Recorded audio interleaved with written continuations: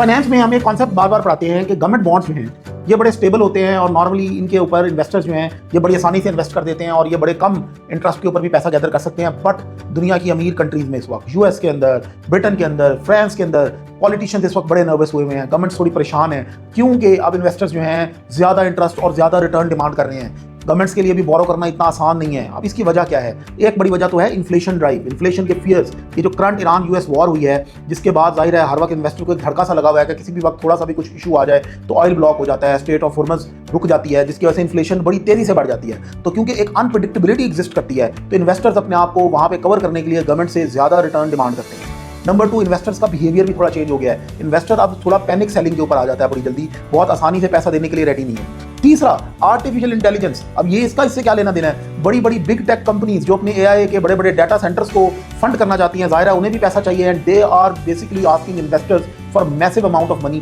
और इन्वेस्टर्स के सामने वो compete कर रही है, यानी उनके साइज इतने हो चुके हैं कि वो एज गुड एज गवर्नमेंट या as risk free as government perceive की जा रही है इन्वेस्टर्स की तरफ से। और चौथी चीज, एक जमाना था कि जब गवर्नमेंट के इस तरह के जो बॉन्ड से इनमें सेंट्रल बैंक जैसे स्टेबल लोग इन्वेस्टर्स हुआ करते थे, बट अब प्राइवेट इन्वेस्टर्स भी इनमें इन्वेस्ट करने लगे हैं। उनके पास ज्यादा फंड भी है, ज्यादा पैसा भी है, बट वो सेंट्रल बैंक्स की तरह इतने स्टेबल नहीं सोचते। जैसे मैंने पहले बताया, वो थोड़े पैनिक करते हैं। इस चीज़ का मतलब क्या है? अब जैसे आप यूएस की इकोनॉमी देखें तो $4 ट्रिलियन से ज़्यादा का उनका डेट हो चुका है। उस डेट को सर्विस भी करना है। सर्विस कहाँ से करेंगे? टैक्स पेयर के पैसे से करेंगे। और जब टैक्स पेयर के पैसे से इतना मैसिव लेवल का डेट और उसके राइजिंग कॉस्ट को सर्विस करना पड़ेगा तो बाकी जगहों पर खर्चा करना मुश्किल होगा और पॉलिटिशियन ज़्यादा स्क्रूटनी पे आएंगे। तो ये एक इस वक्त बॉन्ड मार्केट के अंदर दुनिया भर में बड़ा ज़बरदस्त चेंज है। मैंने कहा आज आपके साथ शेयर करूँ। मुझे कमेंट्स में ज़रूर बताइएगा आपका इस तरह के चेंजेस के बारे में क्या ख्याल है।